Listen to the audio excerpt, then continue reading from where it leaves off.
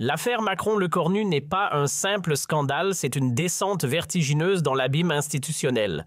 Ce n'est plus seulement deux hommes qui sont visés, mais le socle même de notre démocratie qui vacille. Le climat national vire à l'orage, la fracture idéologique s'élargit à vue d'œil et l'atmosphère devient irrespirable. Certains y verront un triste écho des tensions qui ont secoué les États-Unis à l'ère Trump, et ils n'auront pas tort. Ce qui couve est bien plus qu'un malaise, c'est une poudrière. Attachez vos ceintures, la tempête approche. Le décor actuel en France. Un chaos politique à peine voilé. La température du débat public a dépassé le point d'ébullition et l'atmosphère devient suffocante. C'est un pays fracturé qui se dessine, progressiste et conservateur s'écharpent. Les partis installés affrontent un rassemblement national plus offensif que jamais et les médias classiques, eux, semblent avoir déclaré la guerre à toute parole dissidente. Au sommet de cette spirale infernale, la décision explosive du Conseil constitutionnel qui tombe sur Macron et Lecornu comme un couperet. Une pièce de théâtre politique qui vire au drame.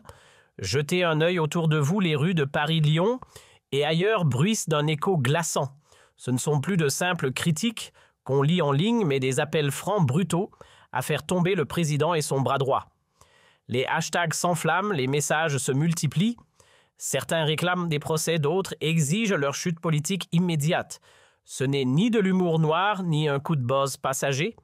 C'est une fronde directe contre deux des visages les plus puissants du pays, menée sans détour, sans filtre, et avec une rage qui fait froid dans le dos.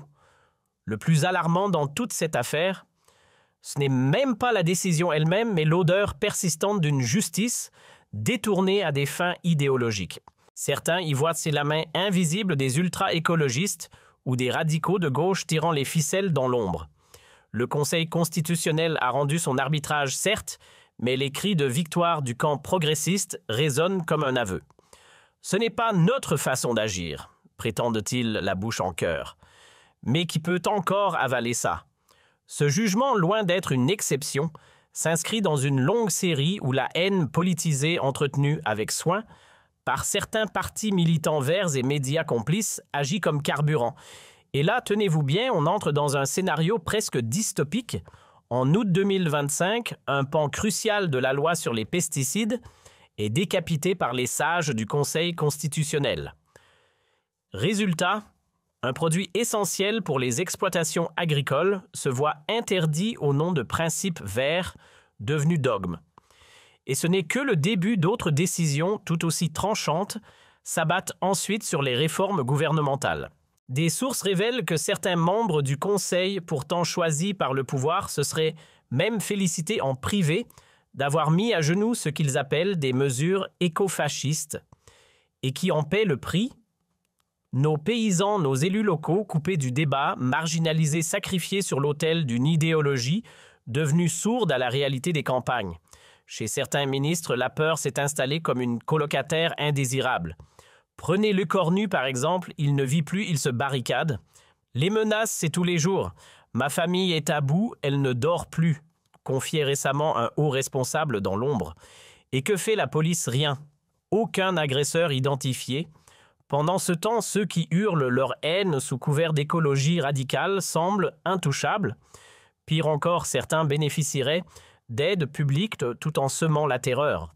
Face à cela, notre ministre a renforcé son domicile comme une forteresse, installé des portes blindées et même adopté un chien de garde. Retour en juillet 2025, un précédent glaçant. Ce jour-là, une décision très controversée a indirectement validé une attaque contre un projet de loi agricole. Oui, validé.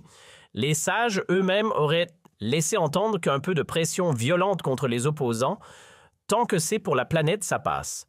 Réaction immédiate de l'exécutif, condamnation ferme. Emmanuel Macron a dénoncé un acte d'intimidation orchestré par l'extrême gauche contre ces réformes et a exigé que les autres partis sortent enfin de leur silence complice. Souvenez-vous, c'était il y a à peine 12 mois. Un meeting, une foule en liesse et soudain, un coup de feu fend l'air. Donald Trump, figure de proue du conservatisme américain, frôle la mort blessé à l'oreille par un tireur présumé radicalisé. Le monde entier en a tremblé. Et aujourd'hui, en France, ce ne sont pas des balles, mais un verdict. froid officiel estampillé République, qui vise Emmanuel Macron et Sébastien Lecornu.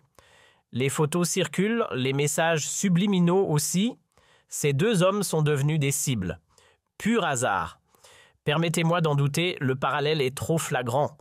Ceux qui applaudissent cette décision judiciaire savent très bien ce qu'ils insinuent. Sous couvert de légalité, on cherche à délégitimer le pouvoir à provoquer sans tirer, pour mieux affaiblir. Le plus troublant, c'est que ce genre de scénario, on pensait encore qu'il appartenait à l'autre côté de l'Atlantique. Et pourtant, il frappe à notre porte. Ce qui vient de tomber sur Macron et Lecornu n'est pas juste un coup porté à deux hommes politiques, c'est une onde de choc qui traverse tout un peuple. Aujourd'hui, c'est eux qu'on cloue au pilori, mais demain, ce sera peut-être vous, moi ou n'importe quel citoyen osant penser autrement, rêver d'une France forte et stable. Si l'on baisse encore les yeux, si l'on garde le silence, alors cette mécanique froide et bien huilée de violence institutionnelle ne s'arrêtera jamais. Le contexte est tel que les deux dirigeants ont dû appuyer sur pause les grandes réformes prévues pour 2025, gelées. Mise sous pression par la justice, la présidence s'est repliée comme enfermée à domicile prisonnière d'un système devenu son propre bourreau. Ce genre de manœuvres, on les croyait réservées au régime de surveillance de l'Est, pas à notre République. C'est pour éviter précisément ce genre de dérive que des gens sont descendus dans la rue en 1989. Et voilà que l'histoire bégaye. Tandis que la droite grignote du terrain dans les territoires Emmanuel Macron et Sébastien Lecornu naviguent à vue constamment sur le qui-vive guettant un avenir politique devenu incertain. Leur quotidien encadré verrouillé, une garde rapprochée composée de dizaines d'agents des drones qui bourdonnent au-dessus de leur tête du matériel de sécurité digne d'une zone de guerre. Voilà donc où en est la démocratie française, un système où les chefs de l'État doivent vivre comme des fugitifs dans la peur permanente d'un jugement déguisé en légalité. La situation va bien au-delà de la fonction, elle ronge l'intime. Emmanuel Macron ne peut même plus faire une course sans escorte blindée. Ses enfants sont surveillés jusque devant les grilles de l'école. Et Brigitte, son épouse, pourtant étrangère à tout mandat, devient elle aussi cible d'attaques incessantes. On l'interpelle, on la questionne, on l'humilie. Comment peux-tu vivre avec un homme comme lui ? Voilà où nous en sommes. Une démocratie qui expose les proches du pouvoir comme des coupables par association. Après des années passées à encaisser en silence Brigitte Macron, l'épouse du président a décidé de rompre le mur du non-dit. Ce qu'elle confie aujourd'hui n'est pas seulement bouleversant, c'est potentiellement explosif. Son témoignage à la fois intime et politique menace non seulement l'équilibre fragile de leur couple, mais pourrait aussi fissurer l'image publique d'Emmanuel Macron, déjà malmenée. Mais Brigitte, ce n'est pas juste la première dame. C'est l'histoire d'une femme qui a tout donné son anonymat, sa tranquillité, sa liberté. Une vie passée à jongler entre amour sincère et vitrine médiatique impitoyable. Ce récit, c'est celui d'un sacrifice lent, discret, mais total. Et ce soir, nous levons enfin le voile sur ce que personne n'osait dire à voix haute. Si l'on veut saisir ce qui a poussé Brigitte Macron au bord de l'épuisement, il faut plonger dans la réalité étouffante de leur existence.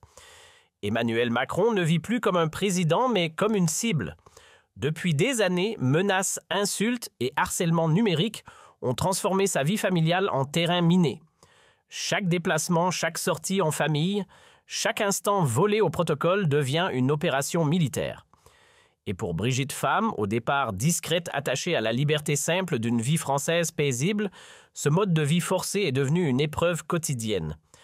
Agents armés à chaque coin de pièce, voitures blindées à l'arrêt, regard constant derrière l'épaule. L'idée même d'intimité s'est dissoute. Il ne reste que des journées chronométrées, une peur sourde en toile de fond et la sensation de vivre dans une cage dorée, sans la clé. Selon plusieurs proches, les nuits de Brigitte Macron sont longues, peuplées d'insomnie et de sursauts au moindre bruit suspect. « J'ai parfois l'impression de vivre en détention », aurait-elle soufflé un soir à voix basse.